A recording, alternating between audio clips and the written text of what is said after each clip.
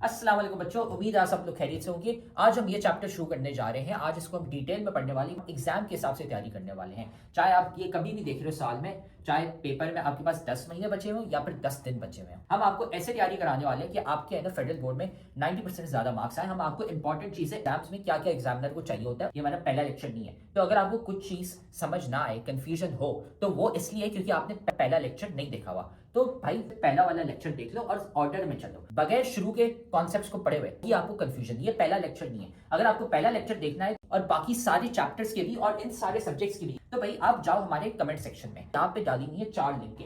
इसमें पूरी किताब की हमने प्लेलिस्ट डाली हुई है, इसको दबा दो, आपको है ना सारे लेक्चर्स मिल जाएंगे इस पूरे के पूरे सब्जेक्ट के। डाले में फ्री के नोट्स, यहाँ पे नोट्स कोई एमी नोट्स नहीं है। ये आप लिंक दबाओगे तो खुलते हैं, आपके पास हमारे 300 बच्चे जो थे जिनके 90% ज्यादा मार्क्स आए थे, उनके हमने नोट्स कंपाइल करके आपके लिए डाले हुए ताकि आप भी है ना अपने एग्जाम की तैयारी कर सको। सारे के सारे नोट्स हमने डाले हुए इन 300 बच्चों के। तो भाई ये देखो यहाँ पे पड़ा हुआ है हमारे सब्सक्राइब का बटन, इसको सब्सक्राइब कर लो, ठीक है। बेल्स भी है ना यहाँ पे दबा दो, लाइक करो वीडियो को और साथ में जाके कमेंट करो अपना वीकेस्ट चैप्टर। भाई कौन सा चैप्टर है जो तुम्हें बहुत मुश्किल लगता है, बहुत वीक लगता है, हम क्या करेंगे उसका निकालेंगे one shot lecture. One shot lecture एक लंबा सा पूरे चैप्टर का लेक्चर होगा, उसमें हम आपको एग्जाम ओरिएंटेड तैयारी कराने वाले हैं ताकि आपके है ना पेपर में 90% मार्क्स आ सके। तो जाके कमेंट करो कौन सा चैप्टर आपको बहुत मुश्किल लगता है। फिर ये याद रखना कि भाई हमारे लेक्चर्स, हमारे नोट्स, सारे गेस्ट पेपर्स काम के होते हैं। ये 300 बच्चे हैं जिनके ना 90% ज्यादा मार्क्स आए थे। तो सारा मटेरियल कमेंट सेक्शन में सबसे पहला कमेंट है, वहां पे पड़ा हुआ है। और अगर आप भी उन बच्चों की तरह 90% ज्यादा मार्क्स लाना चाहते हैं तो आप भी है ना हमारी बैच ज्वाइन कर सकते हैं, जिसमें हम आपको A to Z सारी तैयारी कराते हैं सारे सब्जेक्ट्स की, है ना। हमारी स्पेशल बैच नंबर 1 है, तो हमें इस व्हाट्सएप नंबर पर मैसेज कर लो। ये सारी चीजें हम आपको देते हैं और एग्जाम के हिसाब से तैयारी कराते हैं। अगर आप भी है ना 90% ज्यादा मार्क्स लाना चाहते हैं, अपने माँ बाप का नाम रोशन करना चाहते हैं। तो अब हम ये लेक्चर शुरू करते हैं। इस टॉपिक को आज डिटेल में हम पढ़ने वाले हैं। नेक्स्ट है हमारे पास कंडीशन फॉर इक्विलिब्रियम, कि हमारे पास इक्विलिब्रियम की क्या कंडीशंस है। इक्विलिब्रियम इज अचीव, इक्विलिब्रियम आपके पास होता है व्हेन प्योर रिएक्टेंट आपके पास है, प्योर प्रोडक्ट्स आपके पास हैं और a mixture of reactant and product are first place in a close container.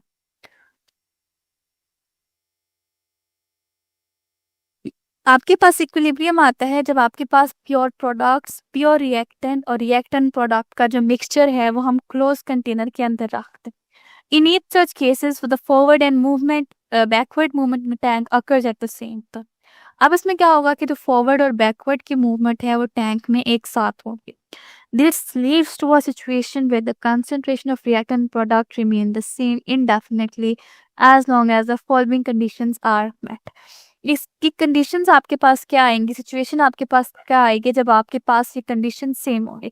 जैसे मैंने आपको बताया कि अगर फॉर एग्जांपल बैकवर्ड और रिवर्स रिएक्शन है और आप कंडीशन को चेंज कर दें तो ऑफ कोर्स के वो जो इक्विलिब्रियम है आपका वो नहीं आएगा। आप फैक्टर्स को, उसकी कंडीशंस को, उनके ऊपर जो फैक्टर्स अफेक्ट कर रहे हैं, अगर उन्हें आप चेंज कर दोगे तो वो कभी भी नहीं आएगा। तो आपने वो अनचेंज रखना है। Concentration of reactant product remains unchange, reactant और प्रोडक्ट की जो कंसंट्रेशन है वो अनचेंज होनी चाहिए। भाई ये लेक्चर तो तुम बहुत मजे से देख रहे हो, लेकिन तुम्हें पता है कि लेक्चर देखने से खाली 90% मार्क्स नहीं आ जाते। असल में भाई मार्क्स कैसे आते हैं, तो भाई ये लेक्चर देखने के बाद आपने नोट्स खुद के बनाने होते हैं और फिर साथ में आपने प्रैक्टिस भी करने होते हैं सवाल। भाई ये हमारा फेवरेट कोट है, 90% marks don't come from just hard work, they come from consistency, smart strategy and proper revision. भाई स्मार्ट तरीके से पढ़ो, स्मार्ट तरीका ये हमने आपको बताया हुआ है। तो साथ में हम आपको तरीका भी नहीं बता रहे, साथ में हम आपको दे रहे हैं भाई नोट्स। जाओ कमेंट सेक्शन में, नोट्स में से आपको मिल जाएंगे भाई उन बच्चों के नोट्स। 300 बच्चे थे जिनके 90% ज्यादा मार्क्स आए थे, उनके नोट्स वहां पे पड़े हुए। लेकिन साथ में उधर नीचे हमने आपको सवाल भी दिए हैं प्रैक्टिस के लिए। ये यहाँ पे पूरी गूगल शीट पड़ी हुई है भाई, यहाँ से जाके सवाल प्रैक्टिस करो। खाली ऐसा कुछ नहीं होता कि हाँ हम लेक्चर देखेंगे हमारे मार्क्स आ जाएंगे, नहीं भाई, नोट्स पढ़ने होते हैं और साथ में इनकी प्रैक्टिस भी करनी होती है सवालों की। सेकेंडली टेम्परेचर जो है सिस्टम का वो कांस्टेंट रहेगा, एंड थर्ड हमारे पास जो प्रेशर और वॉल्यूम है सिस्टम का वो कांस्टेंट रहेगा। यानी कि टेम्परेचर है, प्रेशर है, कंसंट्रेशन है, वॉल्यूम है, ये सब चीज़ें आपके पास कांस्टेंट होनी चाहिए, अनचेंज होनी चाहिए। अगर आपके पास इक्विलिब्रियम है और आप इसको चेंज कर रहे हो, या इक्विलिब्रियम से पहले भी अगर आप इसको चेंज कर रहे हो, तो इक्विलिब्रियम कभी आपके पास अचीव नहीं होगा। अगर आपके पास इक्विलिब्रियम अचीव हो भी किया और फिर आप कंडीशन को चेंज कर रहे हो तो वो इक्विलिब्रियम खराब हो जाएगा। तो आपने इन फैक्टर्स को, कंडीशंस को चेंज नहीं कर। खराब का मतलब है कि फॉर एग्जांपल अगर एक रिएक्शन है, ये तो आपको पता है ना कि हर रिएक्शन एक स्पेसिफिक टेम्परेचर पे होता है।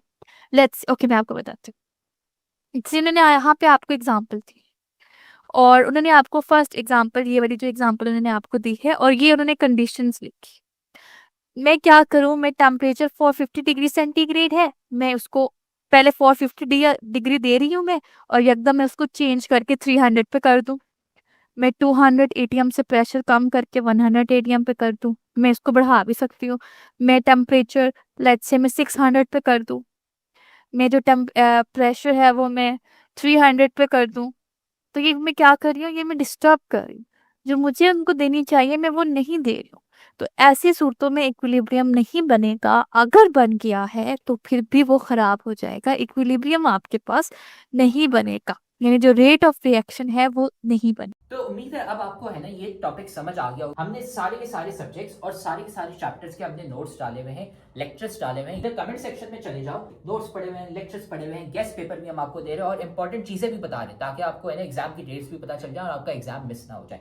सारी चीजें हमने कमेंट सेक्शन में डाली थी, वहां से है ना जाके वसूल कर लो इसको। तो आप देख रहे हो कि हमारी इतने सारे बच्चे हैं जिनके 90% ज्यादा मार्क्स आए। क्यों? सवाल देने के साथ साथ हम सिखाते हैं कि भाई आंसर कैसे लिखते हैं। आंसर लिखने का एक तरीका होता है, वो तरीका हम सिखाते हैं सिर्फ और सिर्फ हमारी बैच वाले बच्चों को। इसलिए हमारे इतने सारे बच्चे हैं जिनके 90% ज्यादा मार्क्स आए हैं। तो अगर आप भी हमारी बैच ज्वाइन करना चाहते हैं ताकि आपके भी 90% से ज्यादा मार्क्स आए, तो हमारी बैच के लिए इस व्हाट्सएप नंबर पे हमें मैसेज कर लो, आपको ये सारी चीजें मिल जाएंगी। हम आपको सिखाएंगे कि भाई आंसर कैसे लिखते हैं। टॉपर बच्चे जो 90% ज्यादा मार्क्स लाते हैं वो आंसर कैसे लिखते हैं ताकि एग्जामिनर मार्क्स काट ही ना सके, ताकि वो एग्जामिनर बोले भाई ये लो फुल मार्क्स। हमें इस व्हाट्सएप नंबर पे मैसेज कर लो और हम आपको ऐड कर लेंगे हमारी बैच में, और फिर आप भी है ना 90% से ज्यादा मार्क्स ला सकते हैं।